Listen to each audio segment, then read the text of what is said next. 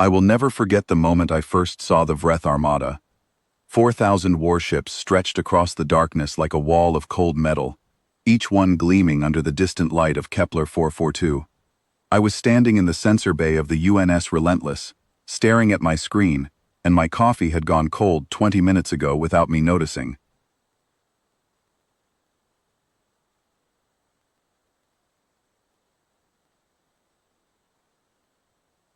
My name is Priya Dasgupta.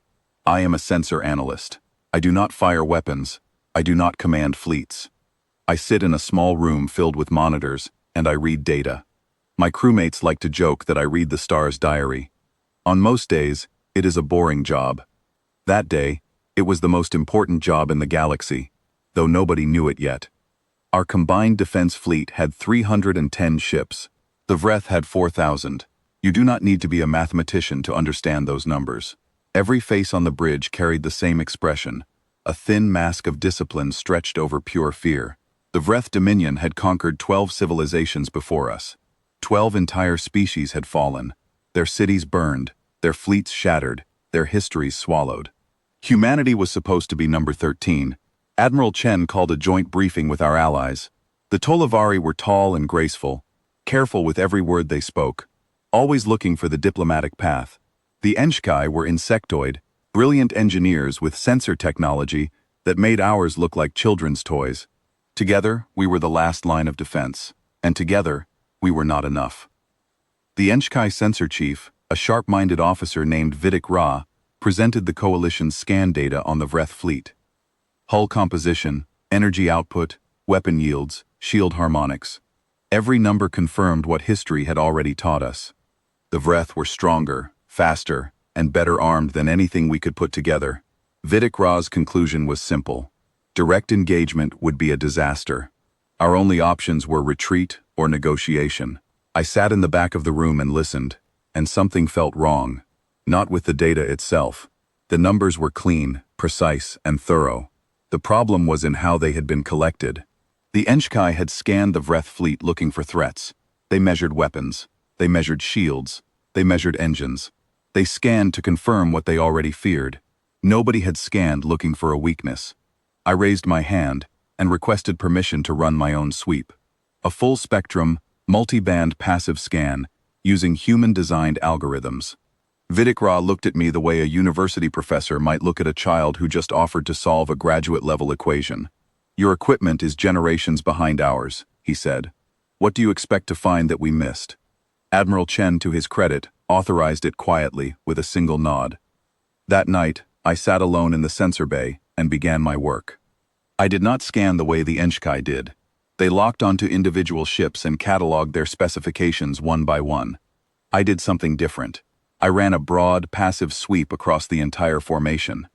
I treated those 4,000 ships not as 4,000 separate objects, but as a single living system. Humans are pattern animals. We see faces in clouds. We find shapes in random stars. We connect dots that have no business being connected. Most species consider this a flaw. They are usually right. But sometimes, just sometimes, our obsession with patterns is the sharpest tool in the room. I layered my data. Infrared, ultraviolet, ferreviton flux, subspace resonance, electromagnetic bleed, thermal waste signatures. I stacked them into a single composite model and let the computer render it while I watched. Hours passed. My eyes burned. The coffee machine ran dry. And then, at 3 in the morning, I saw it. It was not in the ships themselves. It was in the spaces between them. A pattern in the thermal exhaust data, so faint that it was almost invisible. Tiny rhythmic pulses rippling across the entire fleet every 11.3 seconds. Not random noise, a synchronized signal. I ran the scan again. Same result. A third time. Identical. My hands started shaking. I whispered it to the empty room. They are linked. I spent the next several hours pulling the data apart, thread by thread. What I found changed everything. The entire Vreth Armada operated on a single unified power distribution network. It was not that each ship had its own reactor. They did, technically, but those reactors were small, almost laughably weak on their own. The real power came from a shared energy web that connected every ship in the fleet.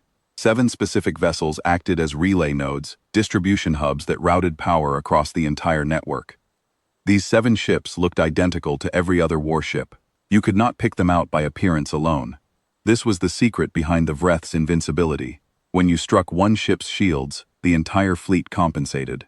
4,000 ships absorbed the blow together. You could pour everything you had into a single target, and the damage would spread across the network like water soaking into sand. No single ship could ever be overwhelmed, because every ship shared the load. But if you knocked out 3 of those 7 relay nodes at the same time, the entire network would collapse. And without the network, each Vreth warship would be running on its own tiny internal reactor. My data showed that alone, without the network, a single Vreth warship carried less power than a human frigate. The giant had one throat. I sat back in my chair and asked myself the obvious question. Why had nobody ever found this before? 12 civilizations had fallen. Countless analysts from dozens of species had scanned the Vreth. The Enchkai had the finest sensor arrays in the known galaxy. How did they all miss it? The answer was painfully simple. The synchronization pulse existed in a frequency band that advanced sensors automatically filtered out as background noise. The Enchkai, the Tolavari, every species with high-end sensor technology, had programmed their systems to ignore irrelevant data, and for centuries, that filter had been throwing away the most important signal in the galaxy. Human sensors did not have that filter. Our technology was too crude, too basic, too unsophisticated to know what to throw away. So we captured everything, including the noise, and buried inside that noise was the key to ending an empire. Their technology was so refined that it edited out the answer. Our technology was just simple enough to see it. I presented my findings to Admiral Chen and the coalition commanders the next morning.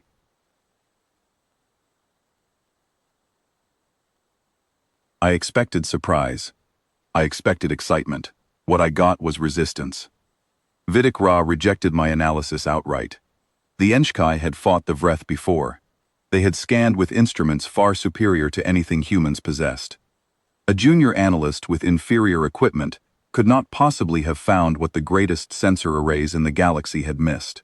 It was unthinkable. The Tolavari ambassador was more cautious. He was curious, but unwilling to risk his fleet on a human guess. I did not back down. I walked them through the data step by step. I showed them the synchronization pulse, playing it on the room's speakers so they could hear the rhythm. I identified the 7 relay nodes by their marginally different thermal decay curves.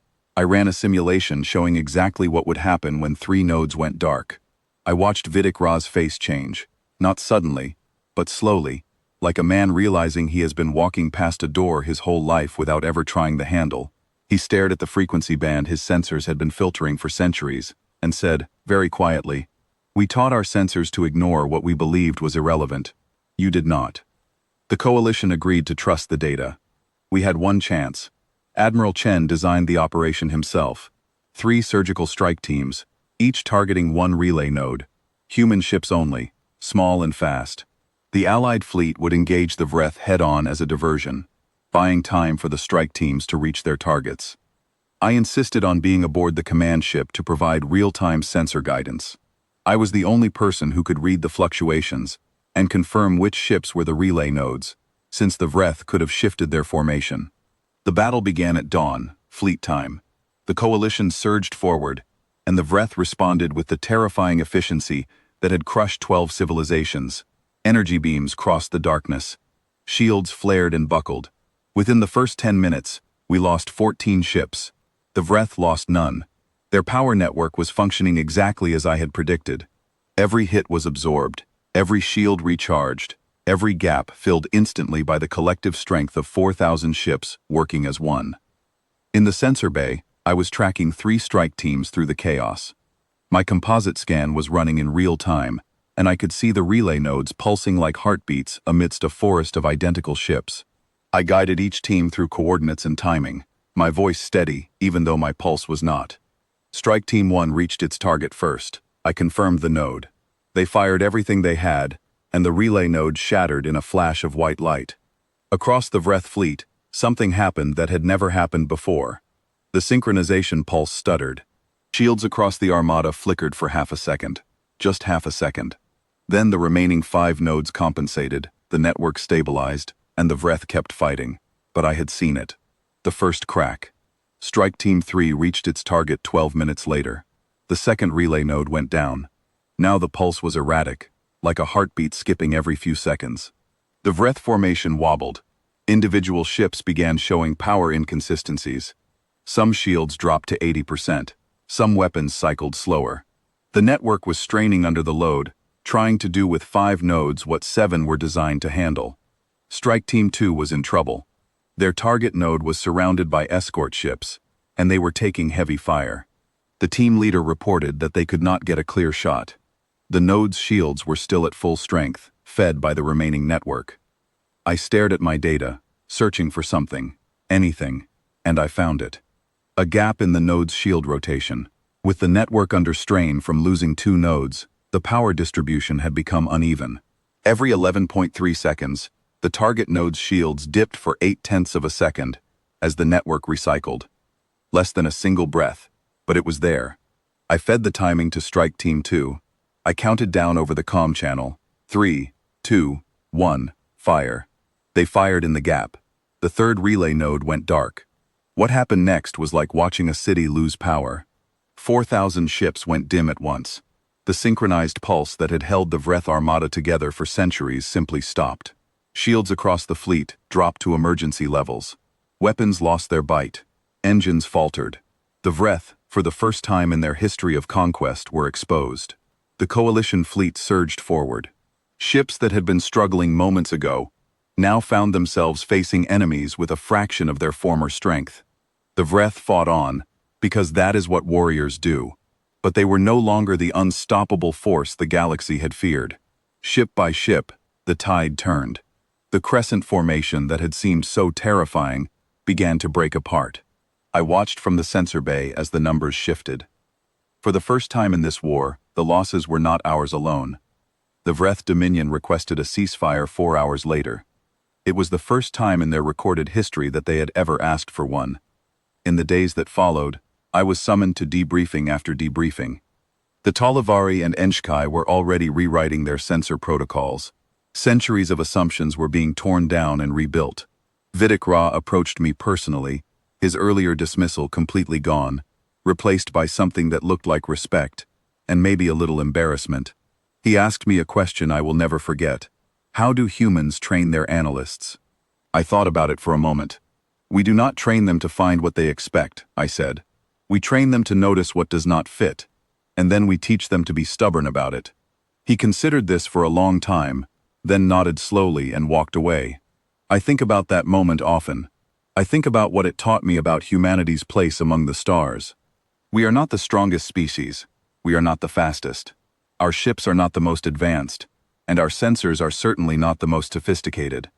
But we are curious, in a way that borders on obsession. We pull at loose threads.